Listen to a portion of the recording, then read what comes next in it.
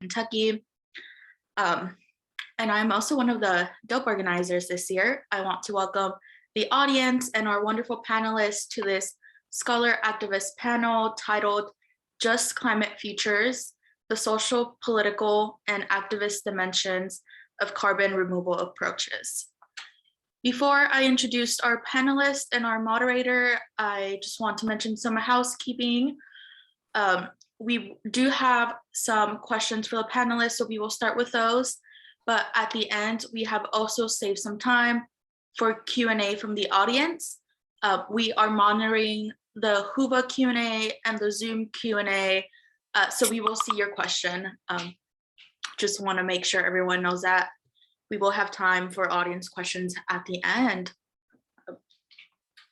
So today we are starting off with Dr. Diana Liverman. She is Regents Professor of Geography, Development, and Environment at the University of Arizona.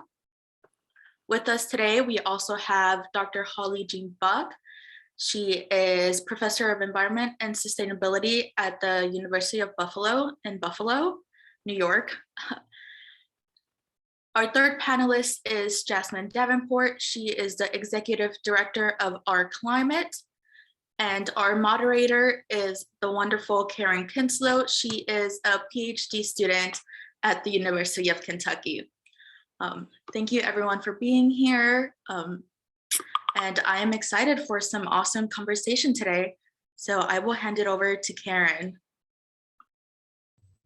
Good afternoon. Thanks, Eileen. And thank you for asking me to moderate this panel. Thanks for our panelists for being here today.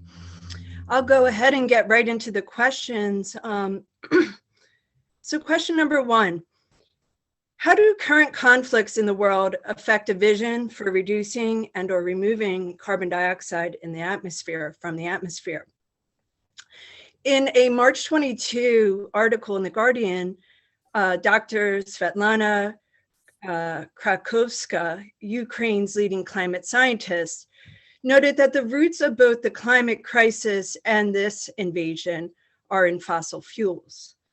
Given this and the quote, carbon blueprint, and that's Nienmark et al., of the military, what role does militarization and potentially demilitarization play in the manifestation of just carbon futures? Let's start with Dr. Liverman, please.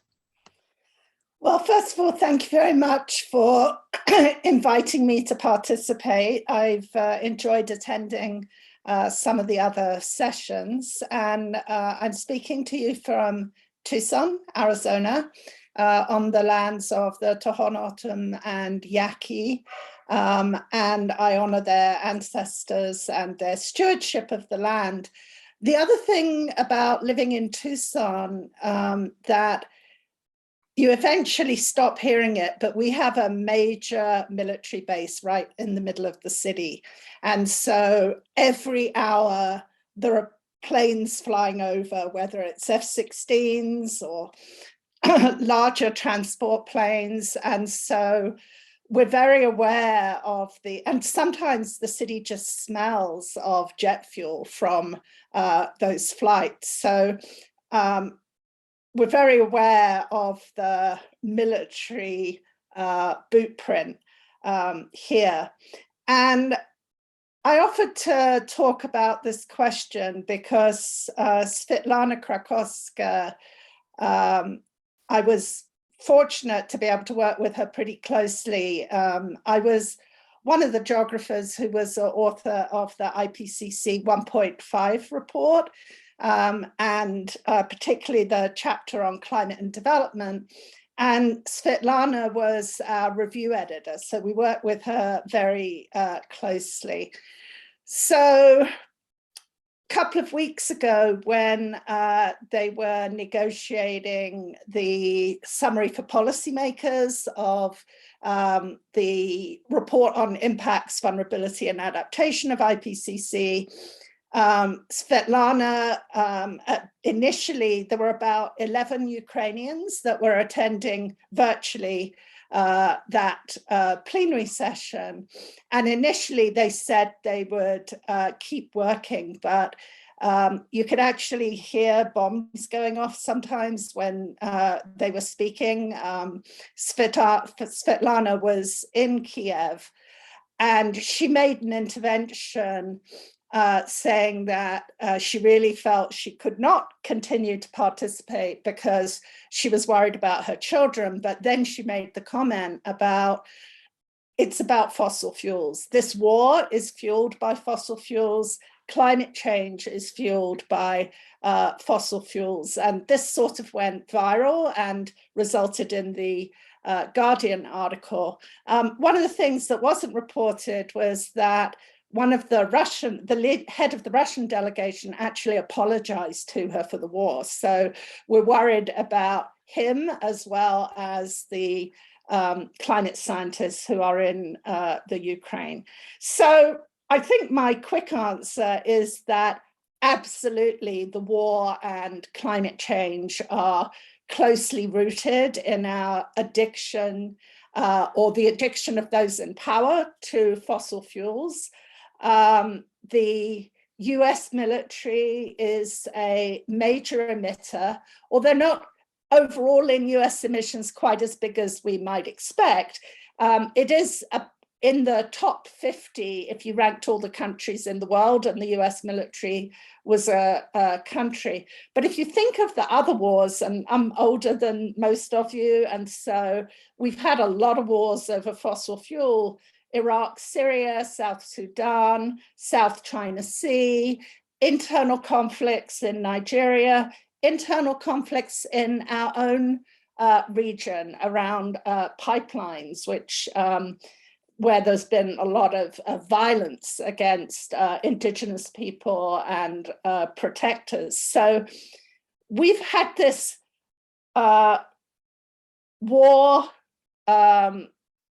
focus over fossil fuels for a very long time. And I think the big question is, and I'm interested in what the rest of you think, is there are two divergent things going on. One is a call for decarbonization to occur even more rapidly, which could involve decarbonizing the military. The military is looking at that, although shrinking the military might be a better solution. But then at the same time, we have all sorts of special interests using the war in the Ukraine as an excuse to further exploit fossil fuels within Europe and within North America.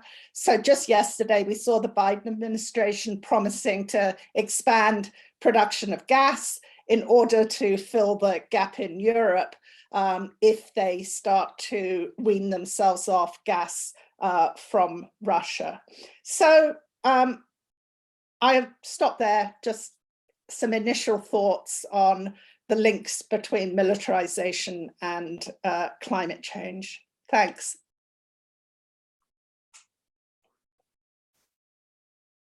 Would anyone else be interested in answering that?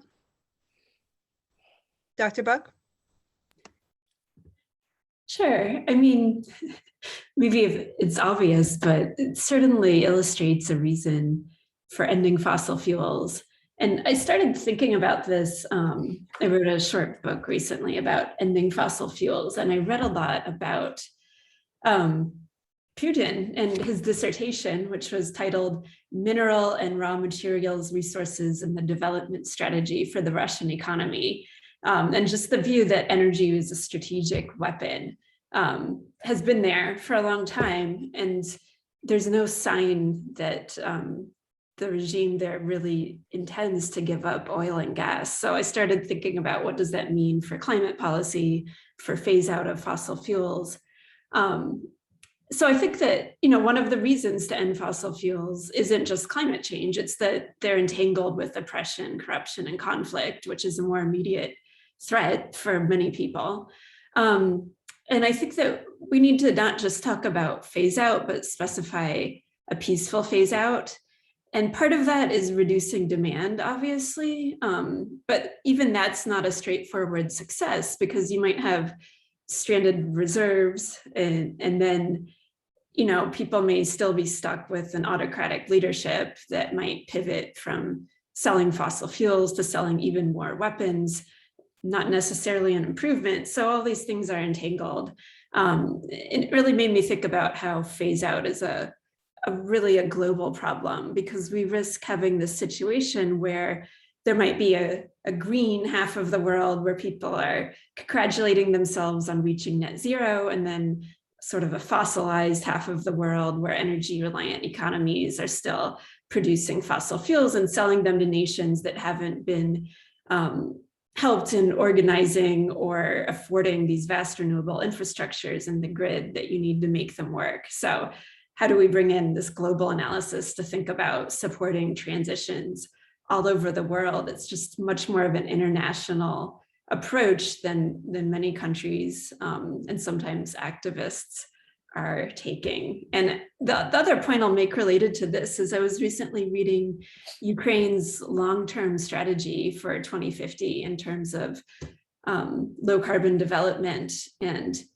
it talks a lot about how emissions have gone down, but they've gone down because of all these terrible things, including military conflicts, deindustrialization that really hurt their economy after the Soviet Union.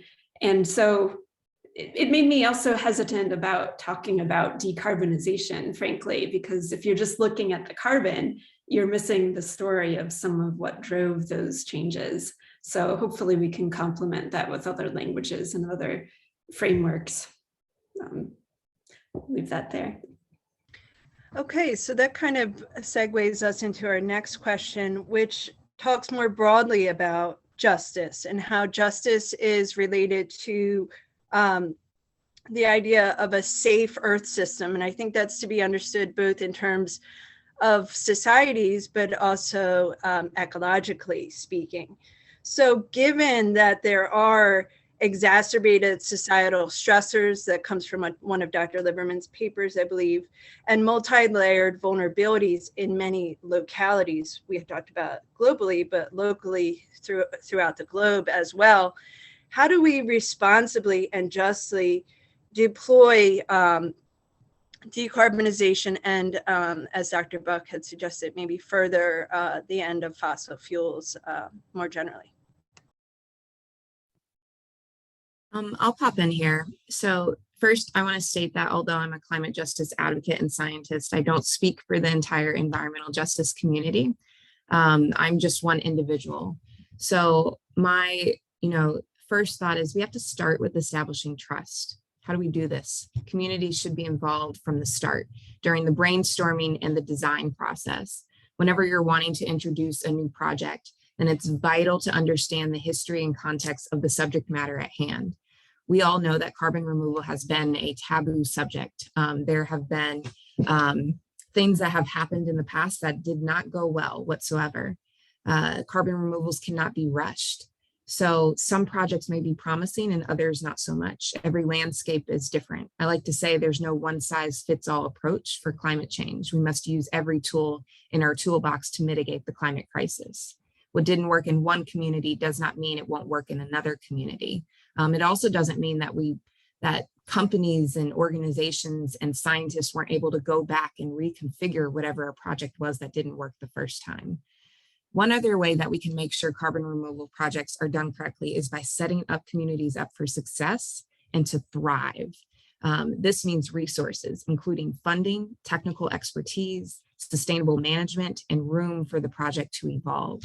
I think a lot of times we don't think about what do we want it to look like 20 to 30 years from now. We're just thinking about the now because we're in this rush of a climate crisis. So sometimes we need to take a pause and really think through things and challenge each other on those questions to make sure that environmental justice communities around the world are appropriately being involved in projects and making sure these projects are deployed correctly. I'll pause.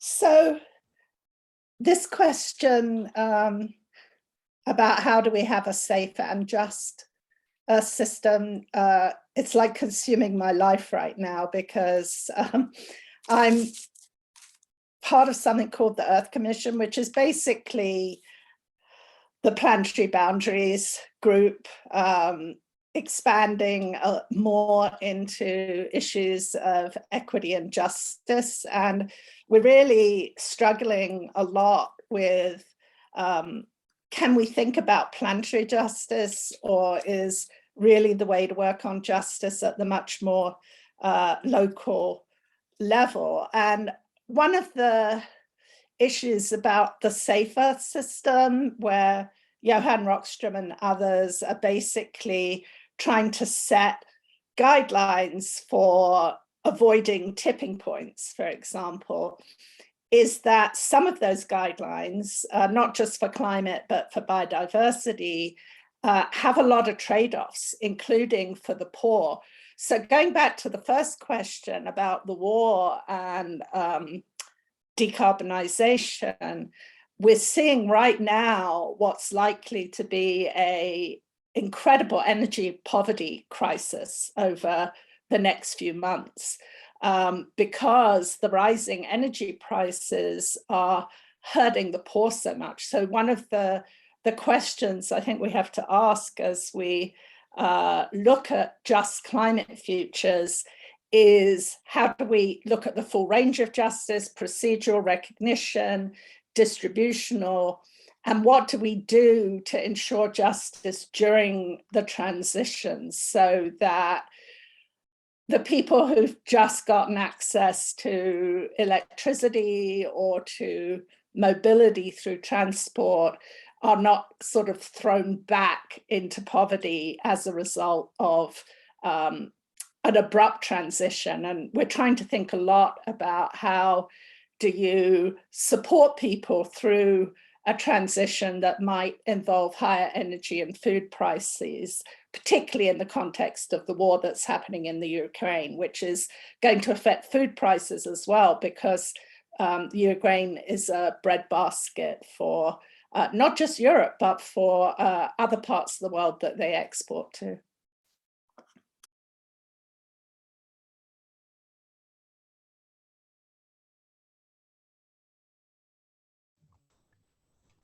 Okay, if we're finished with that question, I'm actually going to move on down to another question which seems to fit here. And this is a quote from Jasmine Davenport in an article appearing in, I think it was The Hill. Okay, looking at some recent work and commenting on some important questions that we should be talking about with one another. So, quote, locally, what are the environmental and public health impacts of carbon removal? Internationally, who is most responsible for cleaning up atmospheric carbon? Intergenerationally, how will the decisions we make about carbon removal today impact future generations? Just kind of putting those out there, very broad-based questions, but would any of the panelists like to take a bite of that?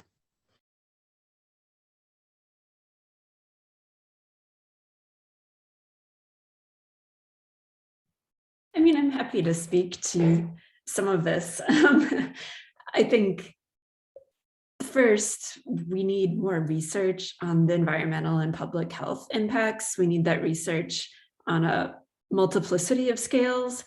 I think obviously it's going to be a huge body of research because all of these techniques are very different. And I was actually wondering if we should back up and maybe define carbon removal. I'm not sure how familiar it is. You can maybe, I'm happy to do that if that would be helpful. But it's speaking about everything from afforestation to soil carbon sequestration to enhanced rock weathering to ocean-based techniques like artificial upwelling or alkalinity enhancement or ocean fertilization to bioenergy with carbon capture and storage or direct air capture paired with carbon capture and storage. And the maturity of these approaches or the fundamental scientific understanding of them varies quite a bit. And so for some of these, we can produce estimates around what environmental and public health impacts might be, but for others, we don't know. And those things might be different. You might have a set of impacts at, you know, a project level, but if you scaled it up to like a planetary gigaton drawdown type scale, that would produce different sorts of impacts that you might miss if your analysis was only local. So there's that set of questions. In terms of who is most responsible, I think it's pretty clear that historical emitters like the US are most responsible. And I expect that we'll see that discussed more and more at the level of UNFCCC negotiations, because, you know, we have this global net zero CO2 around 2050, net zero greenhouse gases around 2067, if we want to stay within 1.5 degrees. And that global net zero would imply that historical emitters and higher income countries get to net zero quicker and start going net negative quicker. And you know, there's a few countries that do have net negative targets, like Sweden, for example. So there's this very strong justice case for much more ambition here in the US. And then the kind of the questions about how can organizers become involved? What role can scholars and activists take in this? I think that there's so much to do right now in terms of getting involved in shaping legislation and regulations, because this is when a lot of those are being developed at multiple scales, state level, national and international. And I think that if our response is purely reactive, we're not really meeting the moment. I think that we need kind of a more offensive response in terms of articulating what our vision for this approach is in detail, that's credible, and making that vision appealing to several different sorts of publics. And so that vision could include, you know, questions like how much carbon removal is appropriate, what sort of safeguards are on it, who profits from it, is there a public model, what are the considerations around transparency? I mean, there's all sorts of things, but we could be generating what that looks like together. I love that point you brought up about it being so nuanced. Every technique and even scientists are don't even know everything. So imagine on the community level how people are feeling. And that's also a gap that we have to close, is the awareness around when we say carbon removal, what does that mean? What are the different types? And how are they harmful? How can we be involved as a community in making these decisions on what's appropriate for our community? But those are some of the gaps. So I liked what you said right then. Diana, I don't know if you had something to add. Well, I think this problem of definition is challenging, particularly when we're communicating to the media or even to each other. So whether it's the term carbon removal or the term geoengineering that Holly knows really well, people are really confused. They don't know if it includes reforestation. And of course, one of the big elephants in the room with carbon removal is the whole role of offsetting and net zero. Maybe we'll come back to that. But how we, I mean, the biggest shift we could probably make right now, which would be the shift that might be the most just, would be massive investments in energy efficiency, whether it's helping insulate homes that often benefits the poor, whether it's changing appliance standards, changing automobile standards, and that's not really under the carbon removal, although in a sense, anything that's mitigation, getting off fossil fuels, expanding renewables, is future carbon removal, if you like. So it can encompass all of mitigation, or it can encompass a very small conception of what we're thinking about. And I think the other thing that's pretty confusing, and I don't know what you guys think about this, is carbon removal tends to focus on carbon dioxide. And I wonder a lot about methane and nitrogen and the industrial gases. And I don't even know technologically whether those are part of our carbon removal portfolio or not.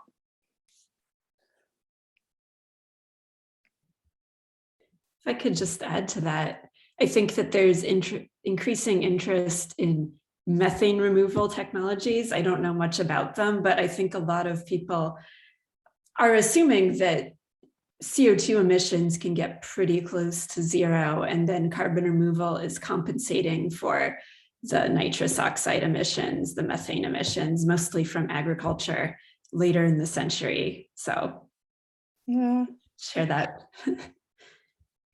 I'm not sure if the just solution is to have carbon dioxide go to zero, though. I worry about that because, again, in terms of justice and people who are emerging from poverty, I mean, the planet can cope with some of our carbon dioxide emissions. It did for tens of thousands of years. So I think it's the question of who reduces. And the one other thing I wanted to mention in terms of the responsibility question is, whilst we can talk about country responsibility, I'm wondering if we get more traction talking about the carbon majors, which are half of the big fossil fuel emission producers are private companies, and the other half are state companies. So in a sense, those are government, like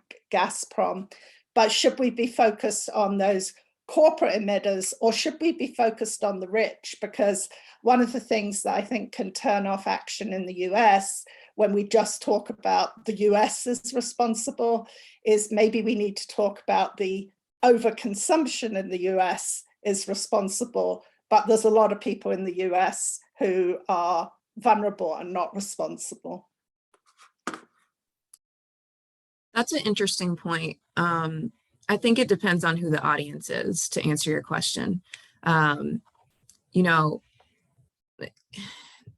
the big bad guy right now is, you know, corporations, and they know it.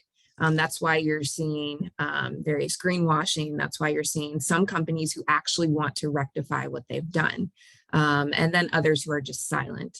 But I think it's a mix, and it's not just from a dependent on what generation you're from. I think it also has to do with what has been your socioeconomic status growing up and also as an adult, because those can be different. And I think we as advocates have to make sure that we're not just holding accountable one, but holding accountable all. We can do that simultaneously. It doesn't have to be just where the attention's on the corporations or just on the United States as a whole. This is something we can all do and make sure that, you know, speaking with President Biden and the administration about the US, at the same time, we can sit down with company heads and their sustainability, you know, chief of sustainability officers, and let them know this is how you can make an impact and make a difference and change some of these things you have been doing for decades. We talked a bit about the role that scholars and activists can take in these actions. Can any of the panelists speak specifically to the role of youth and youth activists in this, especially if we are to consider future generations?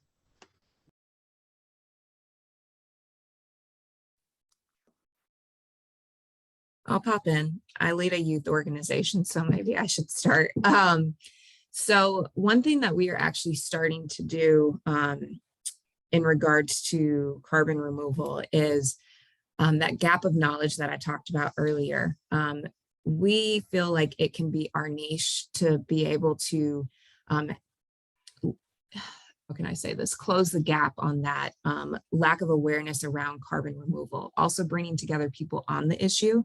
You can see within the climate justice movement itself, how there can be disagreements to misunderstandings in regards to carbon removal and all of the various projects.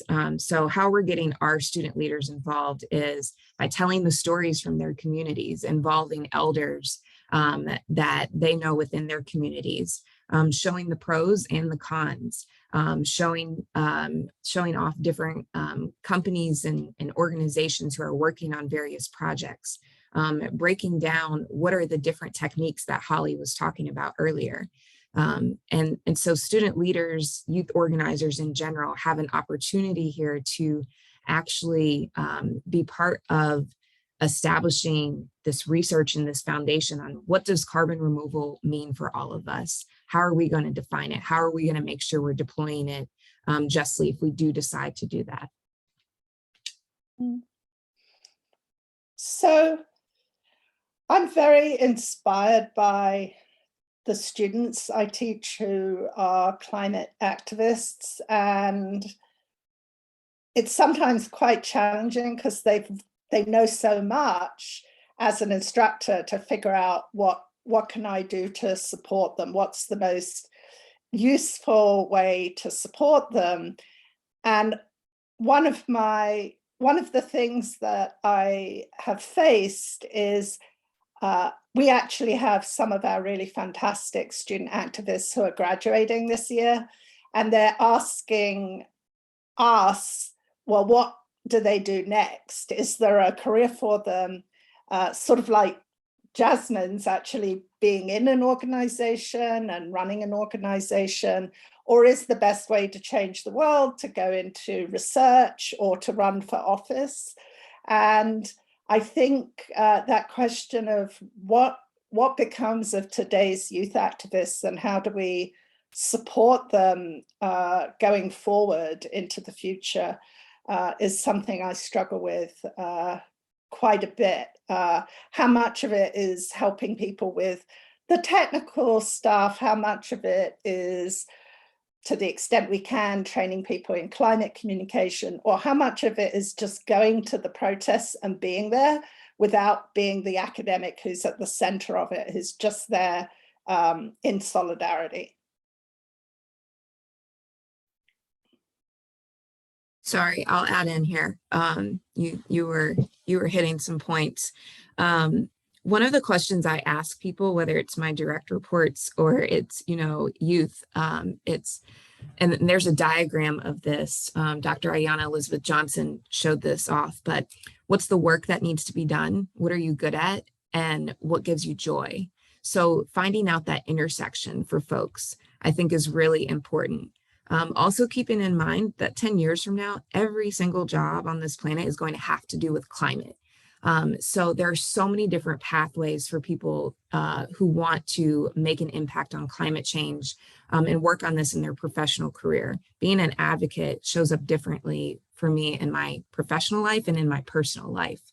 I know people who are DJs on the side, and then during their day job, they are scientists. But when they're DJing, they are making sure that they're doing concerts that are about climate change. There's so many different ways to be involved.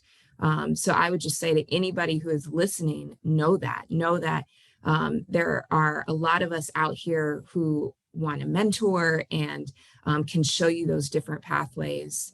And a little plug here, we do have a podcast called Is It Hot Enough For You, where we connect student leaders with professionals who work on climate change, showing them how there are so many different careers.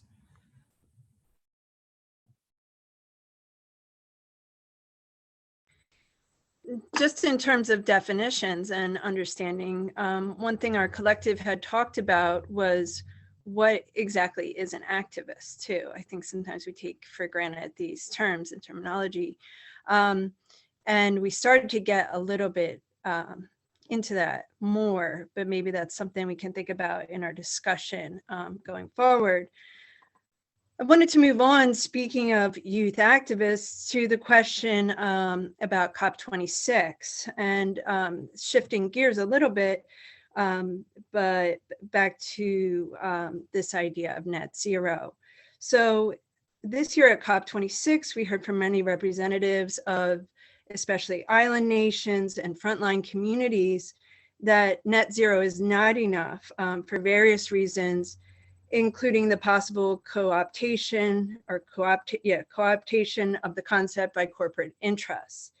How do scholars and activists, and in which ways, do they help to ensure that the realization of decarbonization or CDR is not just lip service?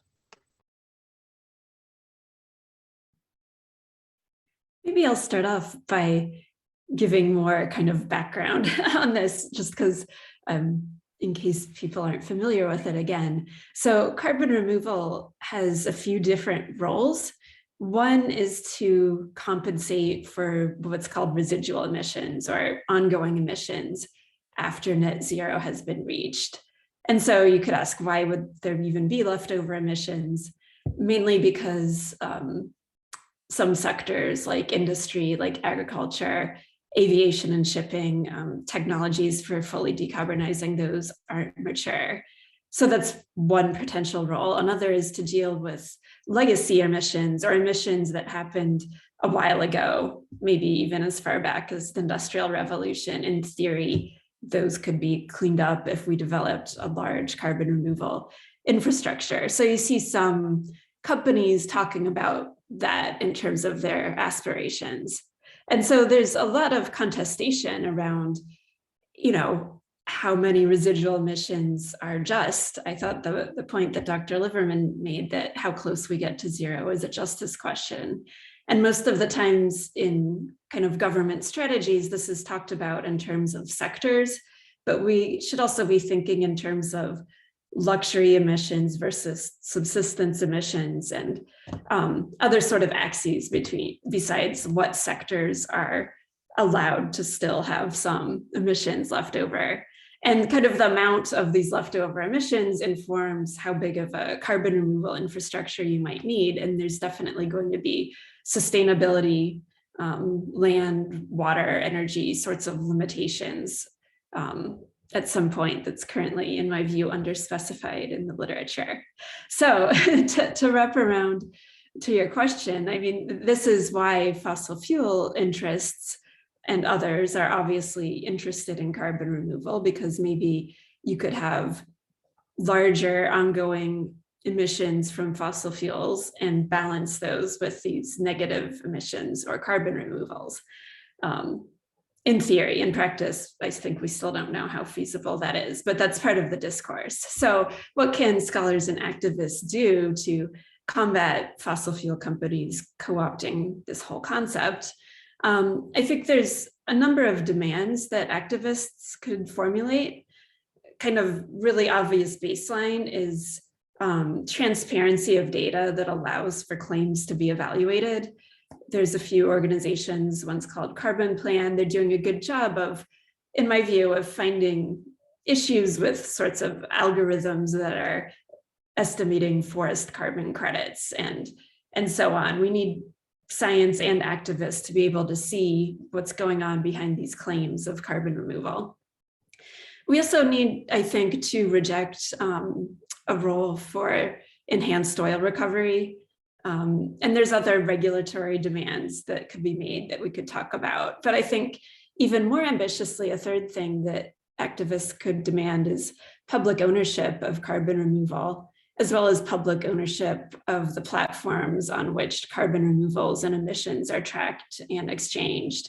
And so we could develop a public model where carbon removal is operated kind of like a public utility.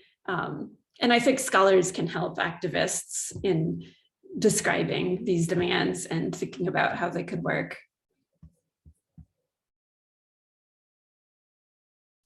Those are really interesting points, Holly. I mean, when I think back to how net zero resurged again, so I spent about 10 years actually working critically on carbon offsetting, and I think I fall in the middle of a debate about whether it shouldn't happen at all, or how it can happen in ways that are sustainable and just, maybe not materially significant. But I think that one of the issues is that if you look at COP26, and particularly if you add the IPCC report that came out 2 weeks ago, is there's an enormous amount of harm at 1.1 degrees of warming, which is what we've experienced so far. And I think this question of how we set these goals of 1.5 and 2 in a justice sense, I sometimes get the feeling that they're pragmatic, but also that the science didn't always serve the island nations very well, for example, because there was a period when we were telling island nations, oh, 2 degrees will protect you. And then in Paris, we shifted to, oh, 1.5 will protect you. Actually, 1.5 is too much. And that's where you get into the problem of the carbon removal, because the models, for all their sins, that we ran to see if you could keep warming under 1.5, those are the ones that showed the magnitude of carbon removal we need after 2030 if we're going to stay under 1.5. So for me, I think, well, the point I'll end with is we've got to put together a just CDR and decarbonization with just adaptation, because people are already suffering and we need to keep a focus on reducing their vulnerability and suffering whilst we try to do the decarbonization and CDR. And the window of hope is where you can identify solutions that are just, reduce emissions, help people adapt and eradicate poverty. And that sounds utopian, but I do think there are a range of solutions out there that do address all of those goals together.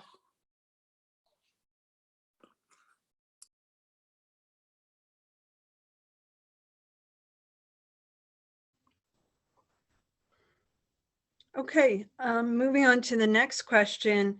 This one is something we touched on briefly already, but can we elaborate on the politics of research and research funding into implementation of these technologies, as well as their related policies? Just leave it at that. And interesting would be how, again, if there could be an elaboration on how do scientists and activists inform, or can they inform one another in forwarding our understandings? So I'll make a couple of quick comments. It is interesting how a number of funding organizations, particularly foundations, but also even NSF, are now highlighting the possibility of collaborating with activists, whether it's part of your broader impact or co-producing knowledge. But the politics of research funding that endures for me for decades is the incredible imbalance between the funding for earth science and technology compared to the funding for social science. It's pathetic. It's about, probably in the US, 5% of all research funding is going towards social science. And that's an ongoing fight. NSF is always disappearing critical social science if we're not monitoring it. So those are a couple of comments I would make. And there's also this rush from some of the big entrepreneurs, whether it's sort of an Elon Musk or a Bill Gates, to throw a lot of money at the technology solutions without really thinking through their social and justice aspects.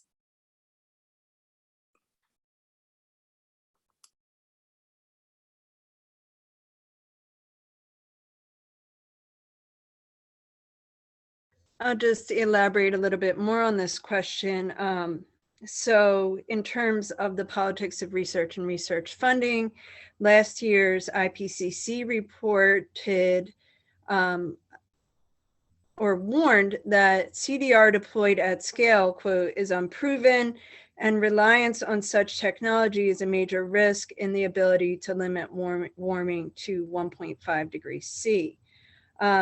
Also noted by Dr. Liverman is that there's a, quote, tension that sometimes emerges between identifying new research priorities and the process of funding research through government agencies.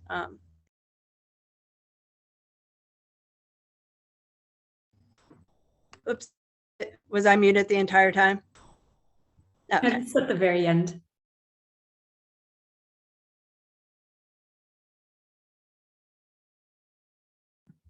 I mean, maybe I'll just comment that in terms of the quote you pulled out from the IPCC, CDR deployed at scale is unproven, but so is renewables deployed at scale. We're still running on our system on 80% or more fossil fuels. What we're trying to do is really unprecedented. And if you read the long-term strategies that governments have laid out, they mention all sorts of speculative technologies and approaches for decarbonization. You know, we're going to feed cows seaweed, give them special vaccines, cell-based meat, and so on. There's a bunch of stuff that demands more research. Carbon removal, one small part of that. And so it's mind-blowing to me that governments aren't funding more of this fundamental research, but also, you know, scaling renewables and carbon removal isn't going to function without public engagement. And I think we need billions of dollars in public engagement so people understand the shape of this transition, why it's necessary, what all the impacts and trade-offs could be so they can deliberate them. So I think right now we're leaving way too much up to philanthropy and the private sector. And we've seen philanthropy try to step up to some of these gaps in the past, especially in the past year or two, in my view. But like Dr. Liverman said, you know, it's more on the technological side rather than the social dimensions. Holly, who is funding the solar radiation management research now? And is there any funding going to social science, human dimensions work on it? Yeah, I mean, in terms of the US, most of that is philanthropic donors funding the research program at Harvard, which has had occasionally social science components, but it's not obviously the main thrust. The Sloan Foundation has funded, and maybe Open Philanthropy, a couple of these have funded, like ASU did kind of a public deliberation exercise. I have a grant from the Sloan Foundation that looks at both carbon removal and SRM. So basically no public money going into this, but the UK and research programs and the German research program that happened in the past, those were pretty interdisciplinary as part of their funding structure, but those are pretty much completed now.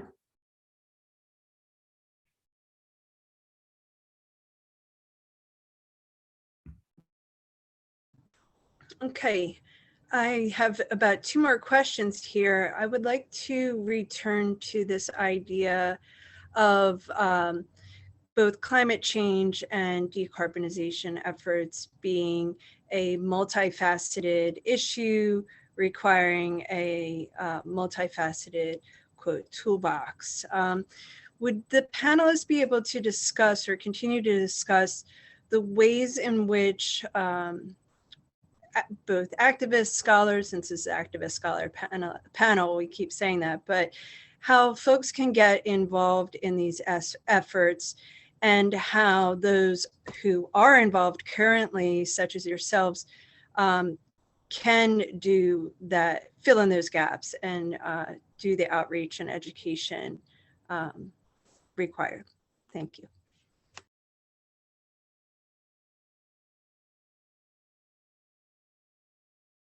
So just to elaborate on that question, so oftentimes we think of, you know, the one solution needed to solve a problem. I think it's a tendency of the way we think. But what we're seeing is that there are so many different both scales, communities affected, issues going on, and ways to address those issues. So as Jasmine had said earlier, you know, one can be a DJ and a scientist, but I think sometimes folks are wondering, how can they become and stay involved? And do you have any advice or ideas about that?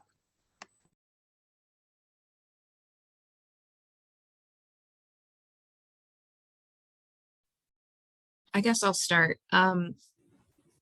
Thank you for that elaboration, Karen. One thing would be that this is the fun thing about science. You know, there's a limitless amount of possibilities, of solutions, of ways to do things. And I think when we go back to that core, we think of like, what was our first science project? And the thrill we got of seeing the results of that. Imagine that 1,000 times more on a global scale, and the amount of impact that we can make, and you being directly involved in that in some way, whether it was you were writing to your elected official about this project, whether you were sitting at the table actually designing the project with community leaders, or you were on social media and you were raising awareness to what this would mean for the community and how this would make sure that it's thriving 2 years from now. That's what I think about when I just heard you speak.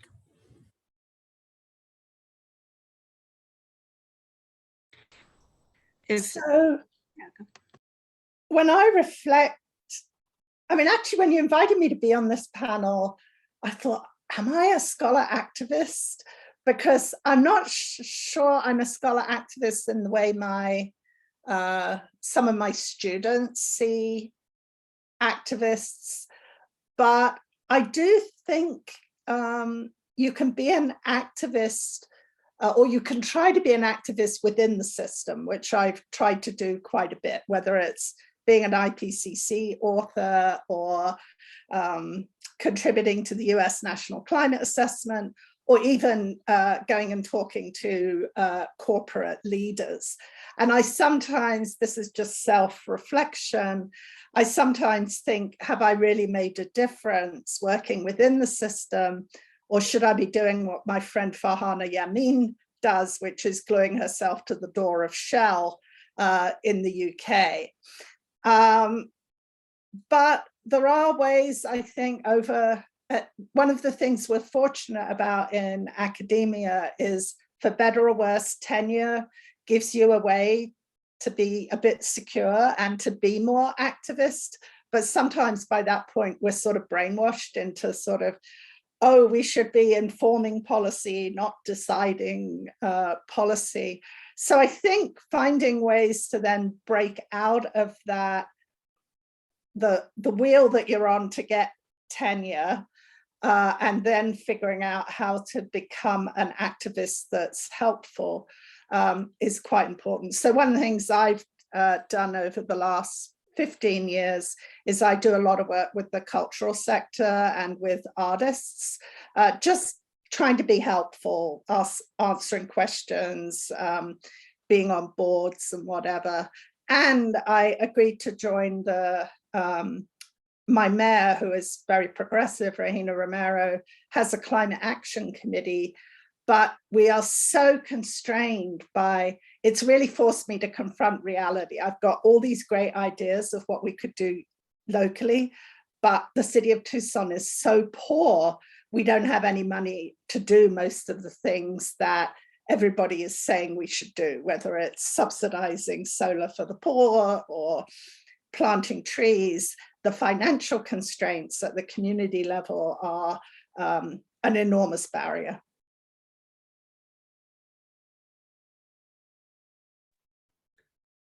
Maybe I'll just add that one thing that's helpful is to develop your theory of change and then kind of be a scholar about it in terms of testing that theory in various ways and continuing to refine it and letting that inform both your scholarship and your activism and just where you spend your time.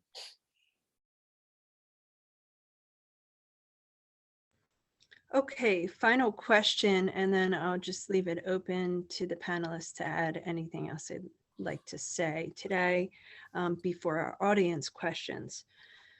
So back to the idea of vision, which is not only the theme of DOPE this year, but something mentioned in this panel. So thinking of what your visions are for a just climate future, and then perhaps commenting, if you may, if you will, on what you do find inspiring that is happening already, and why should we, those concerned about these issues and future generations, why should we remain both open-minded and, as Dr. Liverman already started to comment on, what is the place for creativity, artists, emotion?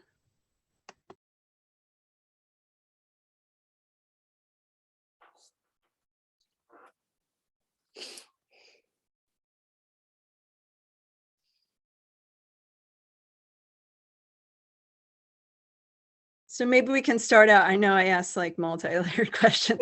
Maybe we could start off by just talking about what we find inspiring about the climate justice, or I don't know if you can talk about it this way, but the decarbonization movement.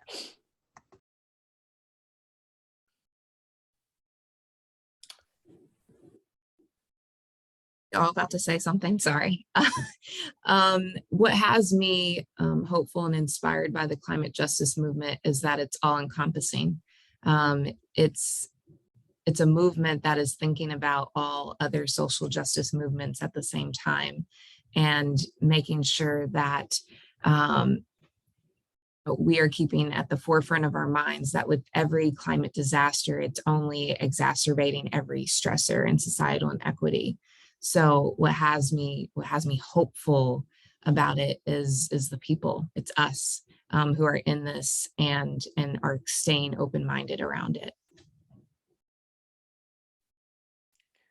So it's been a very strange couple of years, whether it's COVID or IPCC. I went through, I don't want to call it climate grief, but I went through a lot of climate anxiety over the last couple of years because I just felt things weren't happening fast enough, that we weren't investing enough in reducing vulnerability and adaptation. And I don't know whether the rest of you have read Kim Stanley Robinson's book, Ministry of the Future, but there are lots of issues with Stan's vision, but I probably found it the most hopeful vision that I've read compared to any of the papers on transition and transformation.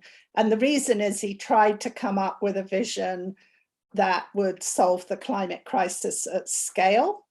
There are things that I'm sure people will find problematic about paying people or paying the oil companies to stop producing emissions. There's elements of oh, excuse me, everything's coming into bloom here in Tucson. And also he embraces aspects of geoengineering, but I found it strange that that was the solace I found was in science fiction, a science fiction vision of the future. But the way he combines his Marxism and technology, I find quite inspiring. Did you read it, Holly? Yeah, I have to read everything that mentions geoengineering. Yeah, no, I mean, I was lucky that the press in when I wrote my first book let me use speculative fiction in that book too, because I think it's a very effective way in terms of, you know, this whole visioning conversation of developing a vision that has people in it, that's not just sketched out with like numbers on a curve or whatever, that puts in some lived experience and creativity and emotion. But I had to kind of fight a bit to have that included, because there was some concern that people wouldn't take it seriously if there was fiction or fictional characters dealing with these emotions. And the way I did that was I made a feminist argument. I said, actually, I'd like to have like my voice in there. And, you know, these futures have been described in these technocratic terms and it's not working. Let's try something else. But to go to your question about what's inspiring, I think that with the climate justice movement, I just think it succeeded in putting people into environmentalism, where this was, you know, separated for so many decades, and finally disrupting this nature society binary. So maybe that's an academic answer, but I do find it inspiring continually. Could I add one other thing that I think is inspiring is the way in which particularly IPCC and at least Working Group 2 has embraced justice in its analysis. So 10 years ago, you couldn't have had the discussion of equity and justice and responsibility in IPCC reports that you do now.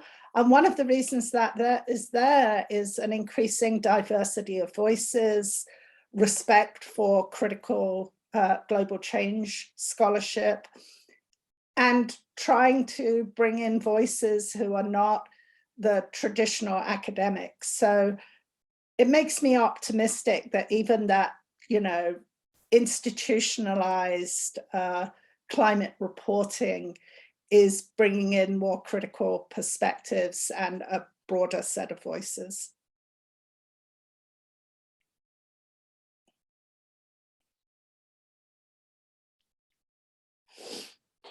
Okay, we have a few more minutes in our question, this format, before we go to audience questions. Is there anything else any of our panelists would like to add, or would you mind to make each some closing remarks on the topic, just climate futures, and perhaps tying into the conference themes as a whole? Whoever would like to start.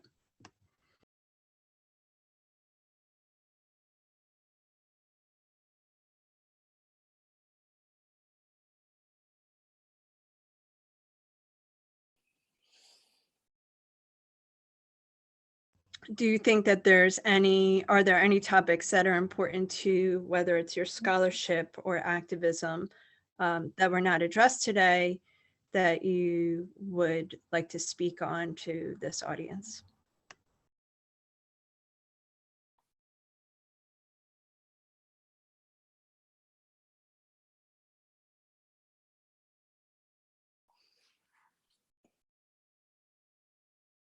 I mean, I think I'd like to hear from the audience or my fellow panelists. I'm always looking for more hope. And that's one of the things I've been especially looking for in the sessions I've been to at the conference is a hope that's, you know, sort of both theoretical and practical, because often people will ask me, you know, what hope do you have? And I sometimes have a hard time answering that. Maybe it's because I've been shouting about climate change for 40 years and I'm tired.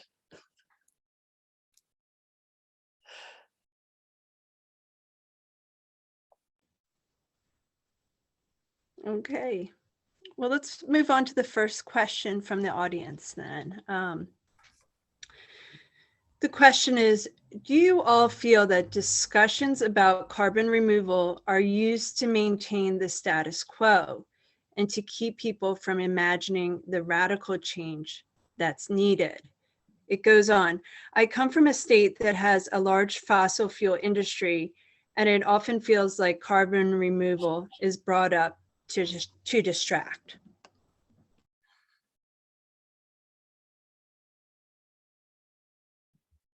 I could comment on that. I think that right now the status quo is doing a pretty good job on its own without carbon removal as an idea. You know, most people haven't even heard of carbon removal. So I think that this is a really big concern in the future. I'm not sure it's having a big influence in the present, but obviously it could if it became, you know, more of a known thing. So then the question is, well, what do we do about that? And I think that focusing on phase out, you know, working really to phase out production is the only real answer to that question. There's other things that we can do around regulation and policy that would also help.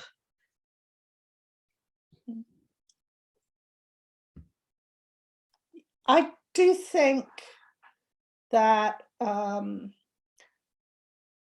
certainly some of the, especially the fossil fuel companies talking about carbon removal and CBR, they are partly using it as a distraction because they're not addressing the scaling question, which came up, I think is so important. But I will say that in the 1.5 report of IPCC, basically carbon removal was the only way to keep warming under 1.5. And that's why it's in the report, despite all of its problems. So there is that tension between opposing carbon removal, and I think both Holly and Jasmine have sort of alluded to this. We can oppose carbon removal, but then are we setting ourselves up for a warmer, unjust world? Because I could not see a scenario at scale that kept us below 1.5 without, after 2030, some technology solutions. And so that's what got me to take carbon removal more seriously.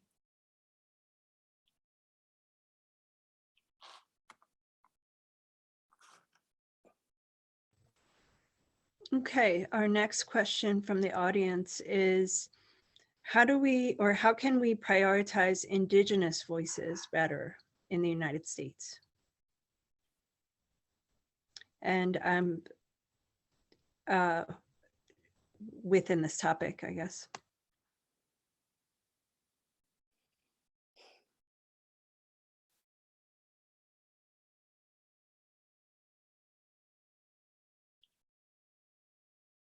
Well, one thing is to uplift those Indigenous scholars who are saying very important things about climate justice, whether it's Carl White or my colleagues Carletta Chief and Andrew Curley. I'm very inspired that their work in the academy is starting to make a big impact. But there's lots of other questions about how not within the US, but more so globally in a IPCC and UNFCCC system where Indigenous nations have no standing, who speaks for those nations in those international agreements. I think there needs to be a lot more space at the international level for Indigenous voices to be setting policy. I think this is a really important question. I'm not sure I have a very good answer to it, frankly, but I think about it in terms of, you know, research and teaching, being a professor. And so one exciting thing that happened at UB is that we have a new Department of Indigenous Studies. So the university invested in this, and now I have great colleagues just down the hall that I can interact with, invite to be guest speakers, be a guest speaker in their classes, and so forth. And so it's nice to see some institutional changes that are helping that in terms of teaching as well. I've been thinking a lot about just how to include scholars and others in the curriculum. So, you know, show a video of a part of Dr. Curley's lectures about coal mining in the Navajo Nation and just transition, you know, thinking about where that can happen in the teaching. I think that this is pretty easy and really important. But then on the research side, something like carbon removal, you know, it's pretty niche. It's not at the forefront of what a lot of people are concerned about, especially when they have really pressing climate and non-climate issues. So, you know, I wouldn't want to say here, focus on carbon removal when there's all these other things that also demand attention right away. So it's a question of finding a way to either connect carbon removal to things that Indigenous voices care about, or moving my inquiry towards the things that they care about. And I'm still, you know, learning a lot about how to do this.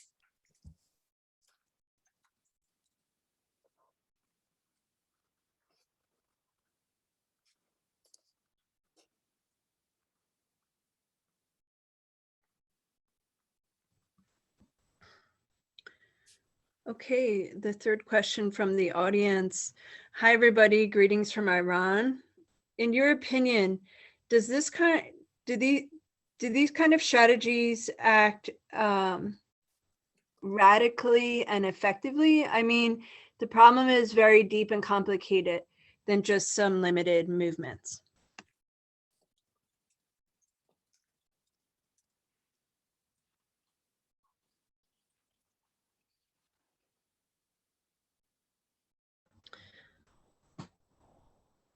So again, I think it's about, this question seems to be about the limitedness of some movements, and are these strategies both radical and effective?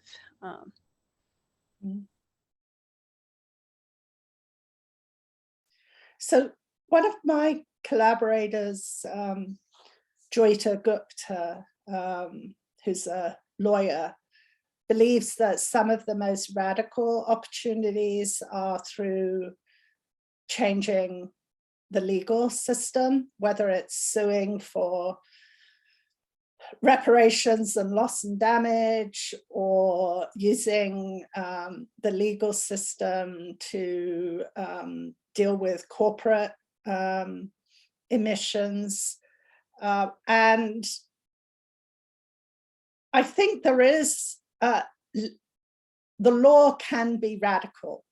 We've seen it be radical in certain countries. So for example, in the Netherlands, lawsuits actually forced the government to adopt a much stricter emission targets. So the other radical solutions, which are the ones we need for all issues of social injustice,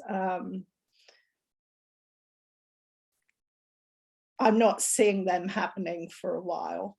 So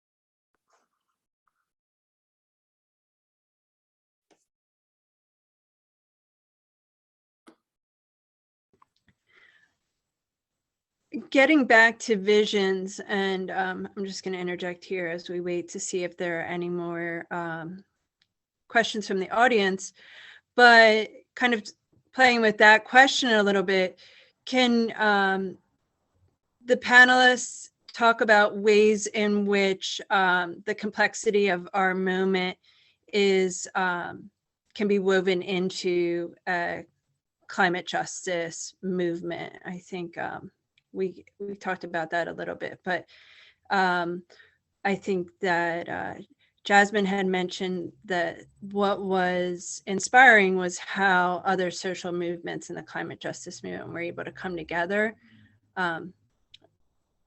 As a filler, I added that in, but I can go on to question 4 and skip my inquiry unless anyone has anything to say there. Okay, I'll move on. Okay, so next question from the audience.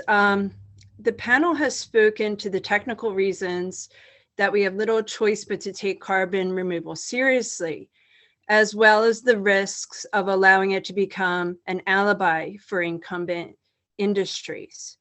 Looking to the future, how might carbon removal be articulated with movements, causes where significant organizing and political mobilizing is occurring? Should it be? Hey, kind of goes in a little.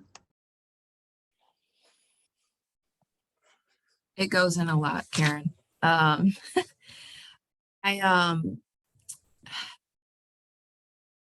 Well, one thing I would say is, I think we are all saying that carbon removal is something that should be considered. And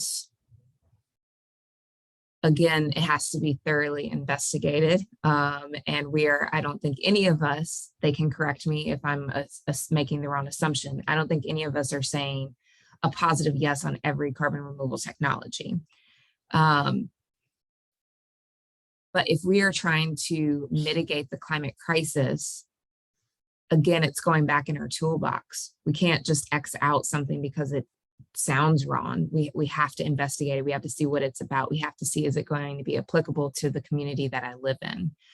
So when we talk about movements themselves and the climate justice movement, within the movement, we are advocating solutions that are going to be intersectional, and they're going to be just and equitable for all people. If that is indeed some carbon removal technologies, then I do think that it is going to be part of a huge movement and advocacy work. I'll pause. Yeah, I think I agree that we need to find ways to remove carbon dioxide or methane in ways that are just. So if I think about the technologies, there are the technologies of air capture or sequestration at the sites of fossil fuel production or waste dumps. But the other area where I think there's some really progressive political possibilities is around land and the use of land to sequester carbon in ways that are just. So are the ways one can have good land relations that are also removing carbon from the atmosphere, and whether that's finding alternatives to RED, to forest projects, or whether it's identifying the ways that farming can make a material difference to carbon sequestration, or whether it's community-based blue carbon projects. I do think that there are ways to connect local social movements and political mobilization to ways to remove greenhouse gases from the atmosphere. But again, the question is scale, because we see a lot of blue carbon projects happening. Some of them are more just and more transparent than others. But what does it all add up to in terms of greenhouse gas concentrations in the atmosphere? And just to add to that, I think that there's several movements that could potentially intersect this around land or agriculture, land return, those sorts of questions, but also labor in terms of a just transition, in terms of having good jobs in this industry to potentially replace fossil fuel jobs. Then I think also about energy democracy and the movement for public infrastructure or collectively owned infrastructure. We could also think about that in terms of carbon removal infrastructure. And also think about just the open source movement more generally, and movements around transparency and data justice. There's some intersections with open source thinking and carbon removal. I'll paste one link from OpenAir into the chat. So I think that all of these are promising directions.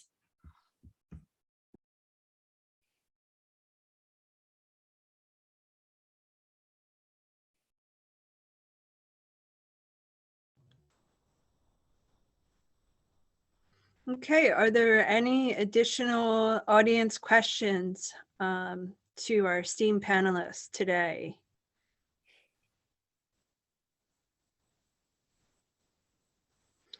Okay, we've got about 8 minutes left. We're going to stop exactly at 2:30 here. So can we conclude our panel, unless there are any other questions that come in, with maybe a wrap up by each of the panelists, just kind of on how this topic, these questions today relates to their own work and their own path going forward.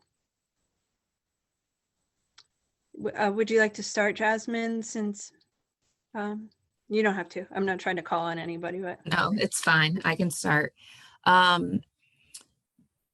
For me, today was an interesting panel because being around, as you guys have named us, scholar activists, I think it's always very interesting to be in a room with people who are extremely intersectional, and I'm hopeful in that people remain open-minded, and I think that in my work personally, I am wanting to increase awareness and close that gap around carbon removal, because when I think of my community, where I grew up in Louisiana, and in Cancer Alley, you know, that is what's top of mind for me. And I want to make sure that we're not closing off any possibilities to solutions. Instead, we are strategically analyzing them and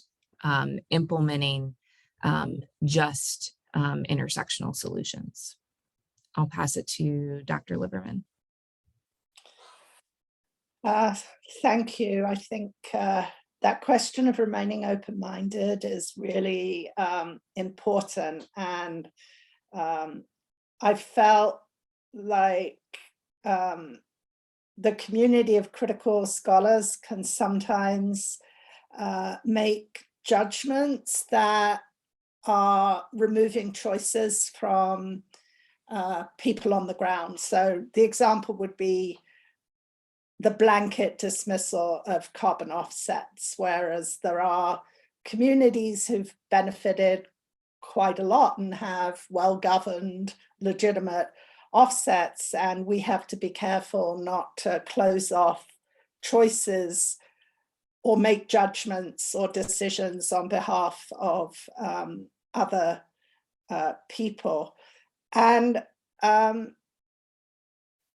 just want to go back to Kim Stanley Robinson for a moment, because one of the most shocking stories in his novel is of an enormous heat tragedy in India that provokes the Indian government into doing solar radiation management.